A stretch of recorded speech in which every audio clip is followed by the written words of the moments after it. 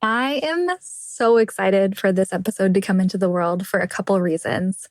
First, where to build our communities is one of the biggest questions that I get from my clients and from people at large. And I think this conversation recognizes all the nuances of the different variables at play when selecting where to host your community, and especially as it relates to the question about social networks versus all-in-one community platforms. So if this is a question that you have, this episode is a must listen.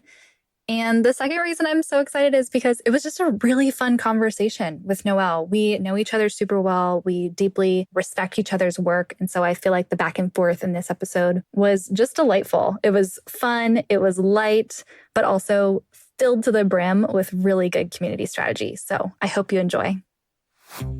Welcome to Dear Brie, an advice column for community conundrums, fiascos, and drama. This season of Dear Brie is sponsored by our friends over at Heartbeat. Heartbeat is an all-in-one community platform, and it's the one I chose to host my own community. Your members can finally have events, conversation, content, and even courses in one distraction-free, intimate, customized home. I chose Heartbeat for 3 reasons. First, Heartbeat is unparalleled in their events management features. Events are a core part of my community architecture, and their features make my life so much easier. Second is segmentation. It's super easy to break my community into smaller, more niche subgroups and create a more customized experience for that group in Heartbeat. And finally, their courses. Being able to host my educational materials and learning journey in a community-first platform makes my community that much more valuable and retention that much stickier. I'm an affiliate with Heartbeat, which means when you sign up through my link in the show notes, I get paid a small amount at no extra charge to you. Thank you for supporting my work in that way. And finally, I usually record this podcast from Hawaii Island, so a special thank you to the Kanaka Maoli people on whose land I currently reside. Our letter today deals with the question of where to host a new community, specifically as it relates to Slack and all-in-one platforms like Heartbeat. And when I was thinking about who would be a good guest for this one, I remembered this epic newsletter that I read and loved. The subject was, "Why are we still using Slack to run communities?" And I was like, oh my gosh, the gauntlet has been thrown. I'm so excited. So I'm really pleased to bring you all the Slack slayer herself, Noele Flowers. Noele, welcome. It is I, the Slack slayer. Hi. A bit about Noele for everyone who is not familiar with their work. Noele Flowers is a community strategy consultant based in New York's Hudson Valley. I know that Noele worked for Teachable, where she built an amazing foundation for her skills in online education. She also worked at Comsor, where she continued to develop those skills within the context of community. So, Noele, thank you for joining us. Thank you so much for having me on this juicy, controversial subject. We are going to get into it. Take a bite out of the peach, if you will. Absolutely. To kick us off, this is a podcast about community conundrums, fiascos, and drama. Do you have any tea for us from your own experience that you'd be willing to share today? Oh gosh, it's so funny. A little peek behind the scenes for listeners. Brie and I were chatting off the record beforehand, and there's just some community drama that is too piping hot to share on the air. Then a lot of our drama is just through observing like industry communities and funny stuff that happens there. And so I'm just going to say that if you are a community professional, you like know some of the drama. But what I was saying is I do live in a kind of small town, and when I used to live in Brooklyn, and now I live in a kind of small rural town.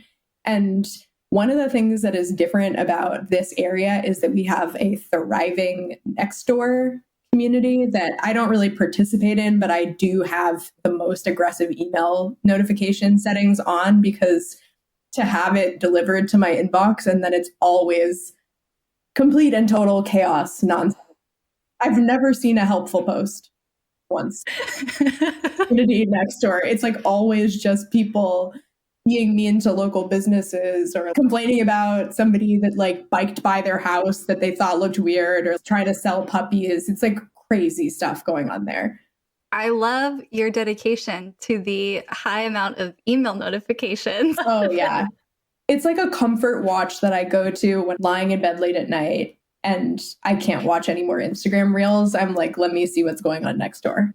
Just some like highlights of my favorite Nextdoor things happening. If you think your life is rough, it could have this in it, you know? Oh my God, that's so good. I've joined Nextdoor here in Hawaii. I haven't dug into it. I turned off all my email notifications. I was like, I need this if my dog ever goes missing.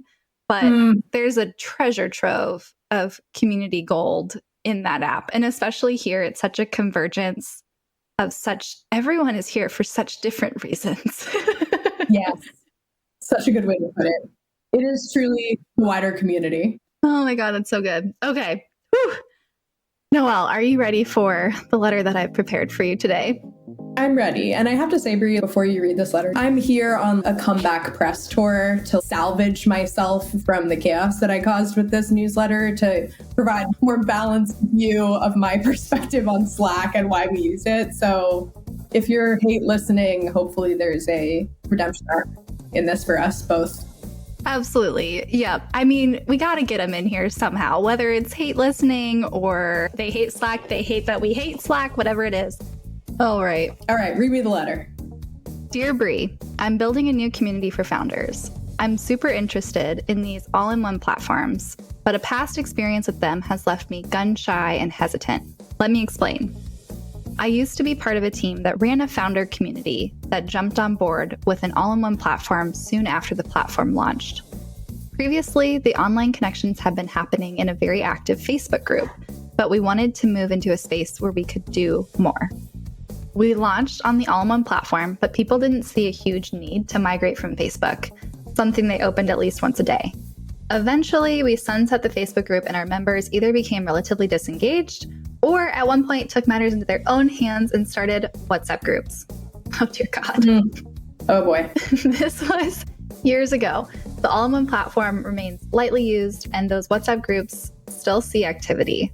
I love the idea of hosting a community in an all-in-one platform like Circle, Disco, or Heartbeat, but clearly it was a big miss last time, and I'm not altogether sure why and how to make sure it doesn't happen again.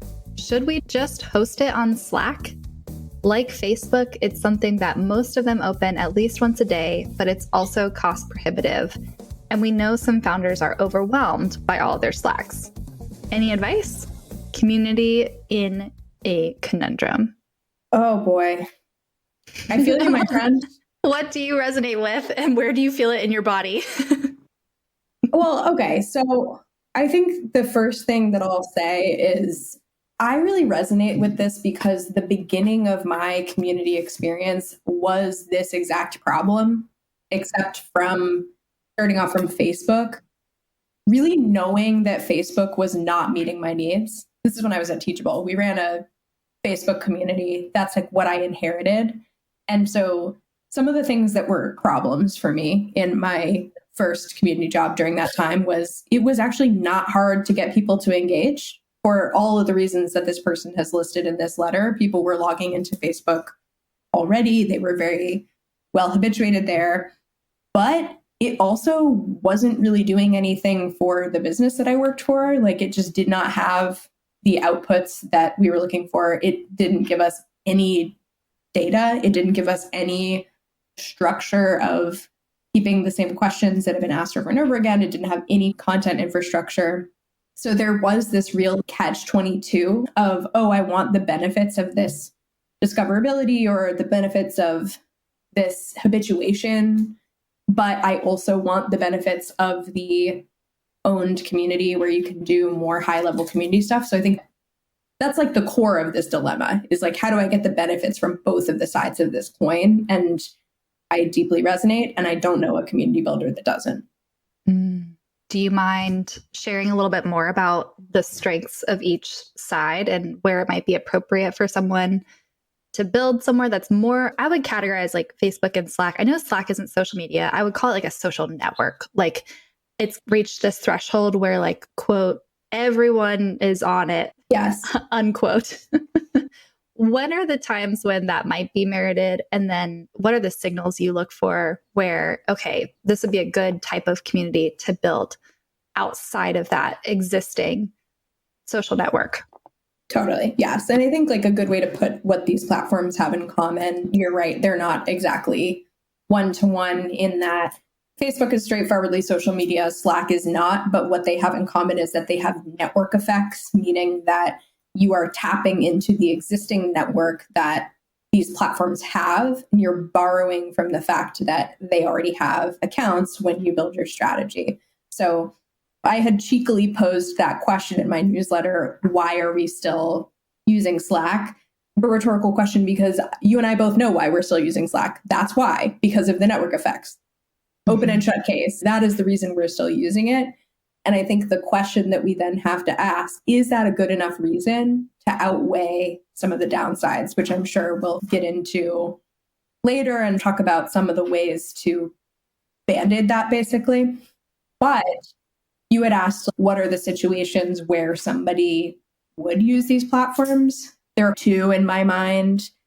One is if there's a really obvious audience overlap. So a good example of this would be Slack communities are a good fit for a workplace-based community. So an example I can give is I'm in a community called the Community Community. It is for senior community professionals, people that are on Slack talking about their jobs in their own job workspaces. And then they're opening Slack as well. So there's like a clear overlap there. Another example might be like gaming communities on Discord, right? Why go outside of your core niche if they're already so familiar with and habituated on these platforms? The other reason, or the clearer way to state this, is if you absolutely cannot get over the hump of habituating them yourself. Habituating. Define habituating for us. Giving people, building the habit. So having the folks that are part of your community build the habit of checking into your community. When you have a Slack community or a Facebook community, you get to skip that step. Not completely. You still have to get them to add it to their sidebar, add it to their travels, but you get to skip maybe 50 to 75% of that effort, which is, I think, why I irritated people by saying you're on like a strategy easy mode when you use these platforms.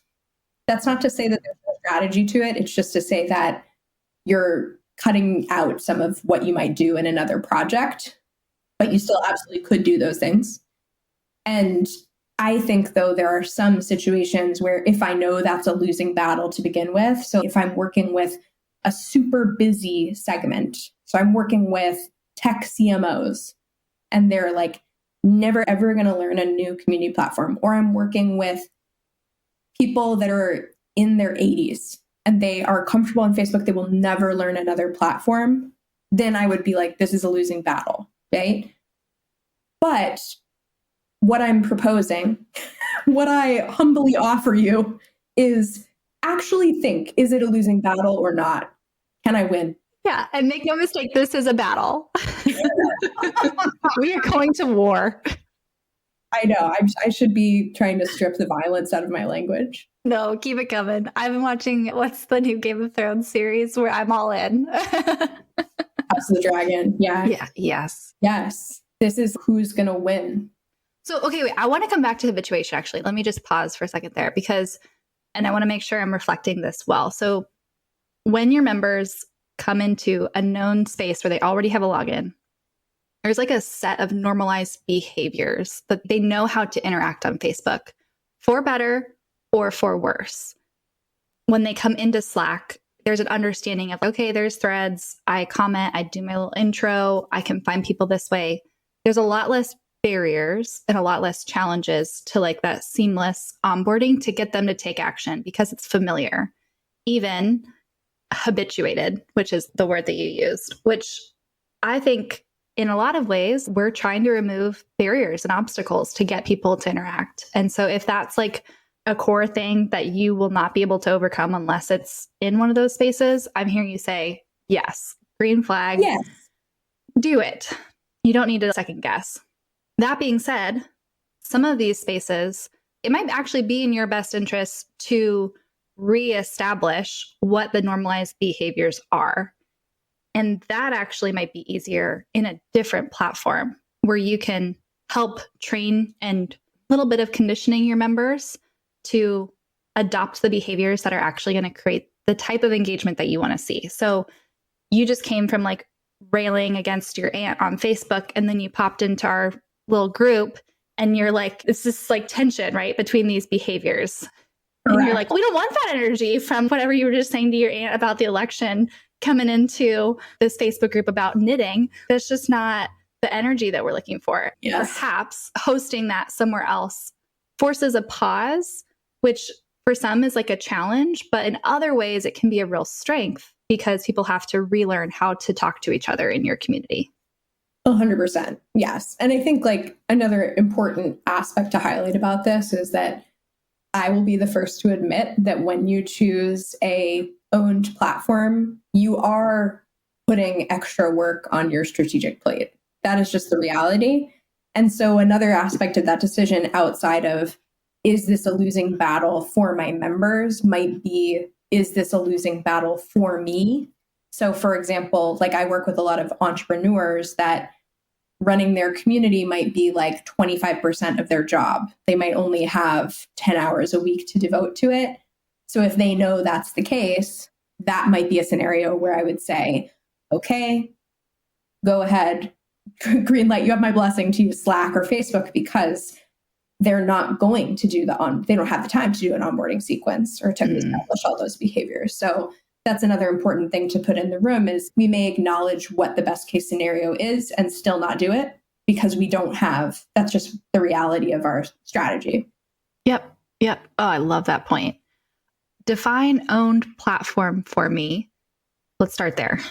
Yeah. So when I say owned platform is that you are basically getting I guess another way to put this would be like a white labeled community, meaning that you're tapping into an existing community platform and you're building your own community that's not connected to other communities. So the difference would be that for Facebook, if you're in a Facebook group, that's in the larger ecosystem of Facebook. People are logging into Facebook. You don't own the data. You don't own their account. You don't own the brand of the Facebook group, really.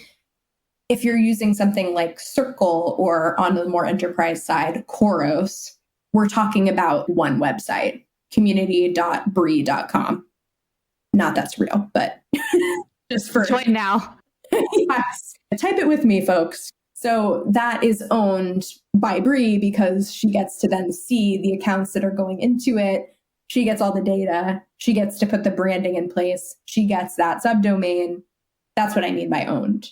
Right. It's wild to me too, and thinking about it as you're explaining that in Facebook groups, like you don't even own the email. The only way that you can communicate with your members is through Facebook, which is a very strategic play on their part. It keeps people on Facebook. That's what it's designed to do. It's not designed necessarily to build thriving communities. Yeah. And it shows in the feature set. And I think this is true for Slack too, that Slack is built for workspaces and it shows up in their pricing. It shows up in their features. And there are community platforms that are built for us to do some of this stuff that we want to do, to build content programs, to host events, to organize things the way we want them organized, to have moderation queues, for example, to have data and analytics. I'll advise my clients frequently, build your community in the platform that was built to host it. And if your community is not like a workplace community, Slack was not built for your community. So any amount of tools that you decide to hodgepodge together, it might be fine right now, but if you look at the trajectory or 5 years from now, if they are improving and iterating and growing that tool, there's the possibility that it will end up going in a direction that's not compatible with the community that you're trying to build. Completely. Yeah. And that is a real risk. Yeah. And Slack's pricing too, I will add that to the list of like weaknesses. I do not think that Slack, if you are going to have messages not disappear, and you're going to build any type of architecture and library, I don't think Slack is a sustainable option for community builders. Totally. I agree with you there, Brie. And I think maybe an important caveat, maybe this is clear for people that are listening, but we're talking about business communities here. That's some of our interest is in creating communities that have some kind of business value.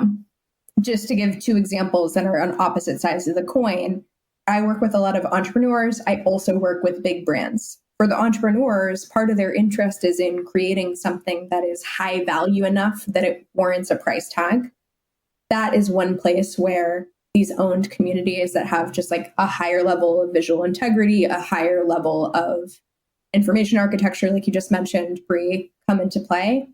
But for big brands, this is also like, good luck proving the ROI of your community that's hosted on Facebook or on Slack. You cannot do it. I just published a whole blog post and template about proving ROI, and it 100% relies on being able to map the accounts that are in your community onto user accounts.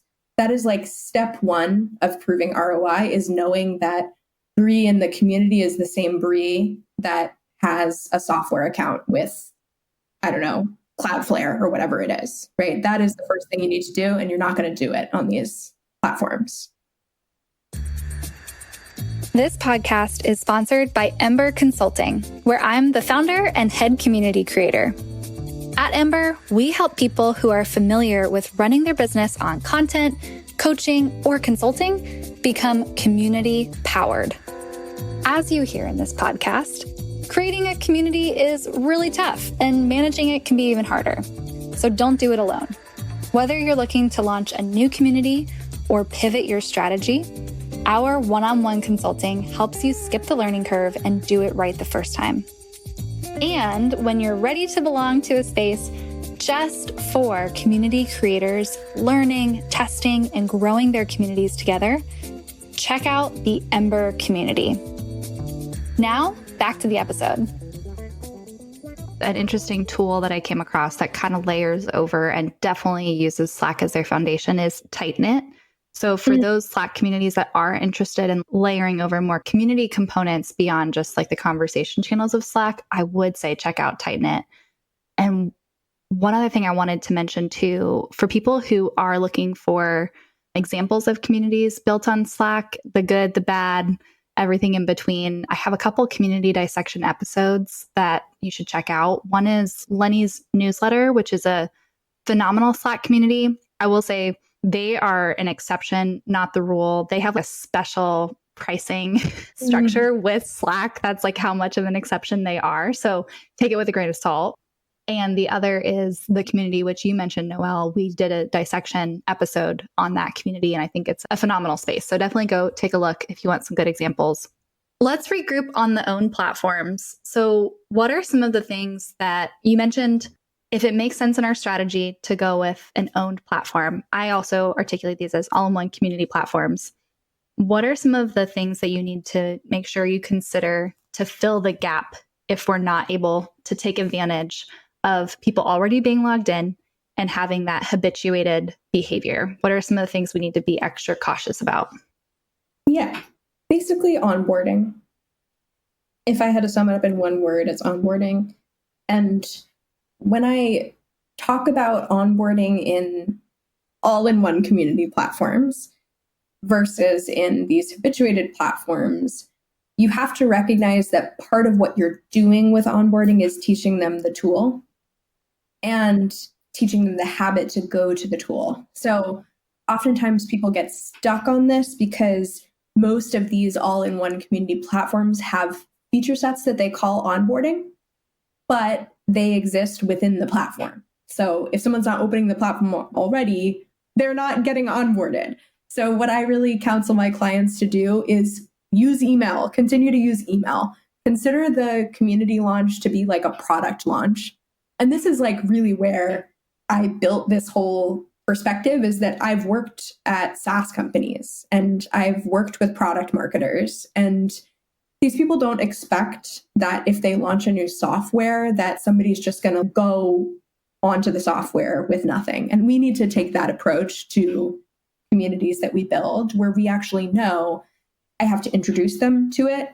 I have to prove the value of it. I have to teach them how to use it. I have to get them over all of these points of friction of creating an account. So we just have to accept that in our hearts. That's part of our job is like, this is a product and I have to teach people to use it. Yeah, that's such a good call out. And making sure that you have the energy for that. Like, I think community building is tough because there's two sales processes almost. And a lot of people in community are not like, they don't like sales. And so this can create tension for them. Like, one, you have to sell the community. Like, you have to sell them coming into your community, whether it's a free community or a paid, you have to sell it. And then the second step, once they're in there, is you have to sell them on getting engaged in your community. Like, it isn't ever an ongoing, ever present process that you need to be prompting your members on. And I think making sure that before you commit to a community that you're ready for that level of investment. Completely agree. And that's why, Bree, you and I as community consultants, we're like professional naysayers. We're like chatting with clients and the first call is us being like, hey, FYI, this is like a super hard project. Yeah, just the reality busters. Yeah.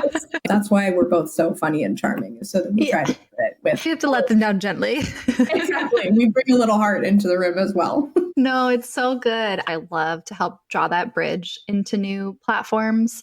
I always say, go to where they already are gathering with you in a known technology. So if that's a Zoom room, take 5 minutes in the beginning of your Zoom call to screen share, show them the community, say, we have 3 new threads in here that are like awesome questions from Sarah and Jake and whoever, and like literally pull the link to that thread into the Zoom chat and say, open this up now, respond to it at the end of this call. Like, you're drawing these bridges back into technology that they do know. Email is a great place to do that. Any other places that are known that you can pull the new technology into the old technology is going to help create those bridges for you. I 100% agree. I'm so glad you mentioned the Zoom rooms because that's oftentimes where our super users show up.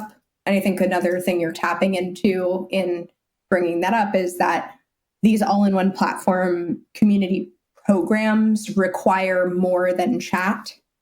So they require event programming, they require educational resources, they might require other, sometimes I talk about this with my clients as like dropping a golden key, putting something inside your community platform that they need in order to get their perceived value. So a good example of this would be, I had a client who was basically part of an agency of nutritionists and they were launching a community for their clients. And one of the really simple tweaks that we made to get people to even open up their community is have them send the nutritional plans in the DMs instead of sending them separately. So putting things inside the community that they feel like I need to open the community to get this special value, but then doing what Brie just said. Once they're in that space, they're in the Zoom room, they're in the DM, they're in the place they went to get the value, then you're like, okay, cool, you're here. Now I'm sending you back into the discussion. Such a good tip. I love that really practical incentive for them to move over with you. That's really good. I just want to highlight that sometimes it sounds like this stuff is like a super complicated soup. Like we've just said, we use habituated channels, but we have also said hide stuff in the community. And I just want to call out that we're using these different things strategically. So what we're trying to do is make sure that when we're talking about something they're not yet ready to do or not yet habituated on and don't have much of an incentive for, because that's high friction, we're lowering the friction by talking about it in a place that's easy for them. When the reverse is true, so when there's something they want badly enough that they will undergo friction, then we're putting stuff into the community. So we're trying to play around with that balance of how much do they want it and therefore how high are the hurdles going to be. And when in doubt, run a test. So true. Yep, because you might think this is super valuable or valuable enough to get people into the community. And maybe it wasn't. Maybe the thing itself wasn't valuable enough. Maybe you didn't message it in a way that was super valuable. Maybe you need to do a better job of, maybe you need several reminders because I just didn't see that one email that had the thing in it. So test it out, find what works. And what I hear you saying is remain open and flexible and remain vigilant. That's like the kind of the biggest thing for this onboarding and all-in-one platforms is you have to be really vigilant to what is working and be willing to make changes to get better outcomes. Yes. And we always have to be like, what's the point of this? Rather than being like, oh, the best practice is use email. That's not the best practice. The best practice is think about what the strategy is in the moment. Yes. That's so good. That's so good. Noelle, there's another angle that I want to get your feedback on as it relates to this scenario. The learning to connection ratio in any community. This is a concept that is developed by our friend Tatiana Figueredo. I love it. In every community, there's a combination of education and connection. I have found that when communities are heavier on the education side, it's a little bit easier to get them to commit to new technology. When it's heavier on the connection side, it's harder to commit to new technology. And the reason being that this is my theory, connection-centric communities are even more dependent on the interactions between members, and that often happens in the conversation spaces. And the value of that community comes from the interactions between your members. You have more connection-centric activities than education-centric activities. What I mean by education-centric is there's always going to be education that happens through connection. But what I mean by education-centric is that there's an intended journey in mind for your members. So there's usually a guide or a path. We're all starting at point A and moving to point B together. So there is connection happening because of the education, but it starts with the education and connection's almost more of a byproduct. So when it's that educational journey, the outcome is so much more specific, and the transformation that each member experiences can be really clearly articulated in those scenarios. And I've found that therefore any extra challenge or obstacle of technology, they're willing to overcome because they have this tangible image of transformation that they're seeking. When it's connection-centric, the outcomes can be a lot softer. There's some that we can pull, get feedback on your work, or like network, meet new people. But the connection-centric spaces are so much more like such a softer outcome. And people don't always even know why they're joining until they're there and they love it. So it might just be something to consider too for our community and Conundrum with determining like, where should this community go? Are you walking your founders through a journey? Hey, we're going to get your business off the ground in 9 months, and you're going to follow our step-by-step process together, learn from each other. Or is it more of a like broad container where they're able to interact with and get value from other founders? Because if it's the latter, you might consider a place that's more of a social network than an all-in-one platform. Yes, I think that's very well thought out. And yes, little shout out to Totfig, our favorite, that we love so much and that we truly worship her brain. We love to bring up her ideas. But yeah, so I think what I would add on to this is that the source of the desire for connection matters here. And what I mean by that is that I see a lot of community builders trying to sell connection where really a tangible outcome is what's desired. So an example of this is not a real example. This is a hypothetical example. So if Evan Hamilton, you're listening to this, other guest, but let's imagine that HubSpot in their community program is like primarily trying to sell connection to email marketers. That might not be the right fit. Like those email marketers, more likely than not, correct me if I'm wrong, more likely than not, they're coming in there looking for tactical examples, best practices, connections, networking, but they're not necessarily going with the intention of, let me make my best friend. On the flip side, I have a client who has a community for folks who are chronically ill. Those may be people that are seeking the community with the intention of, I am actually here for solidarity and friendship. To be clear, in both of these cases, both friendship and education are possible, but it's just a matter of what are you selling to the person, if that makes sense. Yeah. And what are your members going to perceive as valuable? And I'm so glad you actually brought up Evan Hamilton at HubSpot, because it was in his episode that he had this great one-liner about connection, being really careful to frame connection as the vessel to a more specific outcome. So if you find yourself using the word connection, can you be more specific about what's happening? Yes. Rather than like connecting with others, what are they getting feedback from each other? Are they like matching with a new person each week to expand their network? What exactly is the thing that's happening in the outcome? And avoiding using connection as this sort of catch-all, because it's too fuzzy. People don't know what it is and they don't know what the outcome is. Well, Noelle, how can our listeners support your work? Well, I think probably the best way to stay in touch with me is I have a newsletter. I try to put it out every week on Wednesday. Usually I'm good at it. This week I did not. MailChimp was down. But most of the time, every week on Wednesdays, you hear from me about community building stuff. I have a blog I write. I put out templates. So yeah, get on the newsletter and you'll hear everything from me. I read Noelle's newsletters religiously and highly recommend you joining that newsletter. We'll have the link in the show notes. Noelle, thank you so much for sharing your brilliance and inspiration here. And thank you for bringing light to this hard, important, dramatic, and also very rewarding work that we do in community. And thank you for sharing some time with me here. I really appreciate it. Thank you so much for having me. I have been hoping that somebody would start a gossip podcast for the community industry, and you've done it.